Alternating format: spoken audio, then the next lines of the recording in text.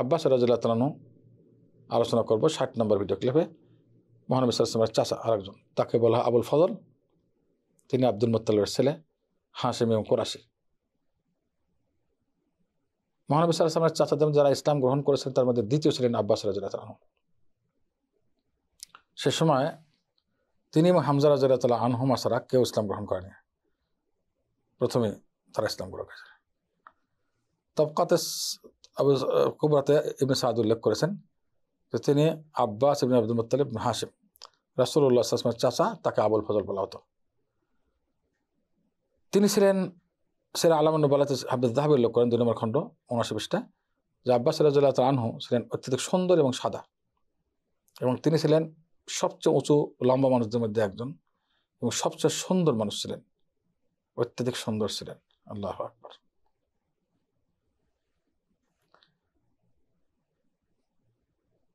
তবকাতুল কুবরা ইবনে সাদ উল্লেখ করেছেন যে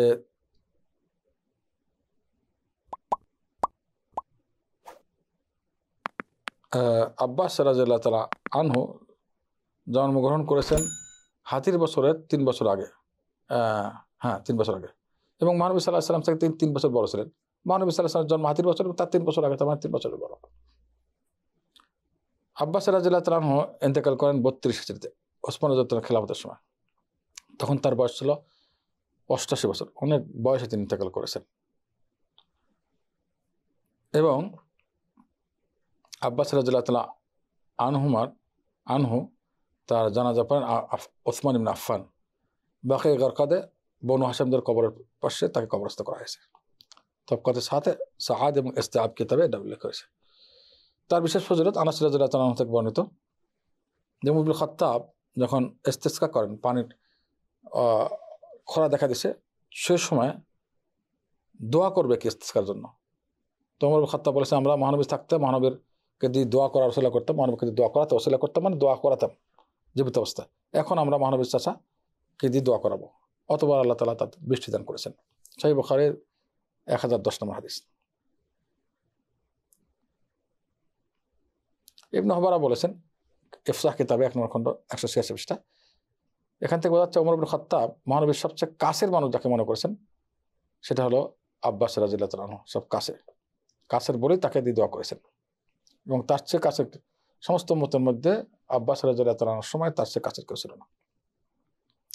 2 নম্বর ফজিলত, আব্বাস রাদিয়াল্লাহু তাআলা আনহু নিজে বলেন যে আমি মহানবীর সঙ্গে হুনাইনের যুদ্ধে ছিলাম, তখন আমি দেখেছি যে মহানবীর সঙ্গে কেউ ছিল না। হুনাইনের যুদ্ধে কঠিন অবস্থা, মুসলমানদের কিছু মানে বিক্ষিপ্ত হয়ে গেছিলেন। ওই সময় বলছে এক সময় আমি এবং আবু সুফিয়ান ইবনে হারিস ইবনে আব্দুল মুত্তালিবের ছেলে হারিস, তার ছেলে আবু সুফিয়ান,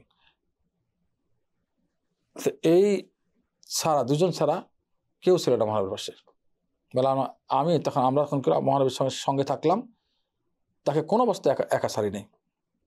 তিনি শাহবান নামক গাধার উপর চড়েছিলেন, আমি তার লেগাম ধরেছিলাম, তার মহানবী সাল্লাল্লাহু আলাইহি ওয়াসাল্লাম যে গাধার উপর চড়েছিলেন সেটার গাধা না, মানে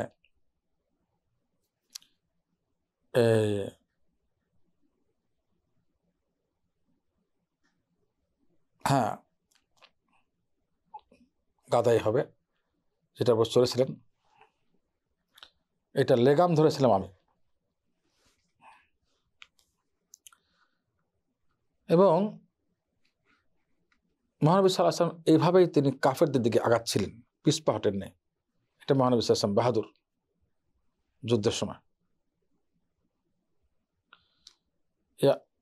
ইয়াদ বলেন যে এখানে বোঝা যাচ্ছে আব্বাস রাদিয়াল্লাহু তাআলা আনহু নিজের রক্তের সম্পর্কের চেয়েও তার দায়িত্ব, নবী সাল্লাল্লাহু আলাইহি ওয়াসাল্লামের সংরক্ষণের যে দায়িত্ব ছিল, এই দায়িত্বের আদায় করেছেন, এবং ওই দিক থেকে খেয়াল করে মহানবী কখনো ছেড়ে যাননি।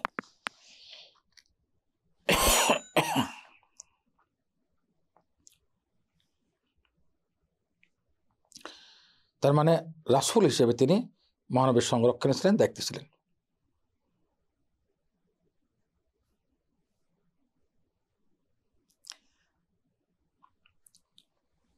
নিজের জীবনকে তুচ্ছ করে মহানবীকে সংরক্ষণ করেছেন।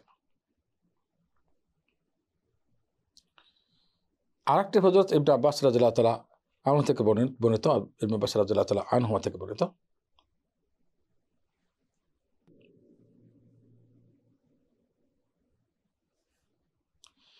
আচ্ছা এখানে যেখানে আমি বলেছি যে গাধার উপর না এটা খচ্চর আমি জাস্ট করলাম খচ্চরের উপর দাঁড়িয়েছিলেন খচ্চর মানে এটা ঘোড়ার মতো ঘোড়ার চেয়ে স্পিড তার বেশি খচ্চরের উপর দাঁড়িয়েছিলেন গাধা না এক প্রকারের ঘোড়া খচ্চর যাকে বলা হয় 3 নম্বর ফজর ছিল ইবনে আব্বাস রাদিয়াল্লাহু তাআলা আনহুর বর্ণনা যে তিনি বলেন আব্বাস বলেন আবু সুফিয়ানকে যে আবু সুফিয়ান তোমার নাশক হাদা রাসূলুল্লাহ সাল্লাল্লাহু আলাইহি ওয়াসাল্লাম ফিন নাস মহানবী সাল্লাল্লাহু আলাইহি ওয়াসাল্লাম তিনি যদি তোমাকে ধরে তোমার গর্দান কেটে ফেলবে তুমি আমার সঙ্গে আসো এই খচ্চরের উপর আসো আমি তোমাকে রাসূলুল্লাহ সাল্লাল্লাহু আলাইহি ওয়াসাল্লামের কাছে নিয়ে যাচ্ছি যেহেতু আবু সুফিয়ান তারই আত্মীয় একই গোষ্ঠী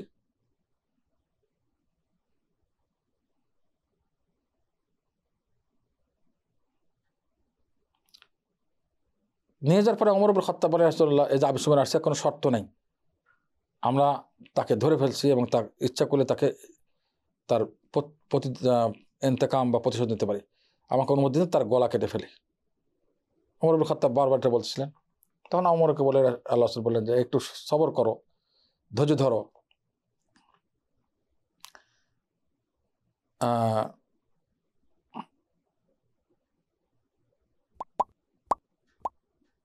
আব্বাসকে বললেন সবর করো এবং বললেন যে আল্লাহর কসম আপনি যেদিন ইসলাম গ্রহণ করেছেন আব্বাসকে বললেন সেদিন আমার কাছে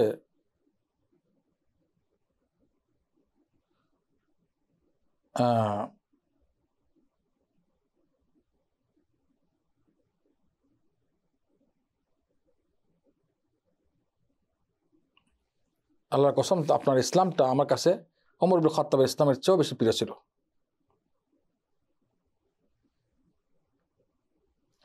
এই যে এইভাবে ওমর ইবনে খাত্তাব তখন বুঝে গেলেন যে আব্বাস রাদিয়াল্লাহু তাআলা প্রিয় আমার চেয়ে বেশি প্রিয় আব্বাসের আল্লাহ রাসূলের কাছে আল্লাহু আকবার এই হাদিসটাকে যেমন তাহাবি সহিহ বলেছেন ইবনে জাসকানি সহিহ বলেছেন আর মাতালাবুল আলিয়ার মধ্যে ইবনে শেখ আলবানিও এটাকে গ্রহণযোগ্য বলেছেন সিলসিলা সহিহা 3341 পৃষ্ঠা আসসালামু আলাইকুম ওয়া রাহমাতুল্লাহি ওয়া বারাকাতুহু